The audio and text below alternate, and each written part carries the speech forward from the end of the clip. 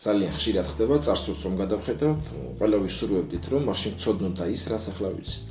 ეს რა თქმა უნდა დაგვიცავდა უამრავი ტკივილისა და იმედგაცრუებისგან. მოგვიტანდა დიდ წარმატებას. მაგრამ რეალობა ასეთი. სიბრძნე მხოლოდ გამოცდილებით მოდის.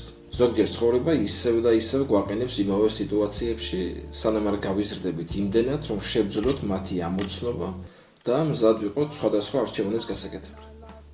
სწავლა და განვითარება პროცესებია, რომლებიც ვერ დაჩქარდება.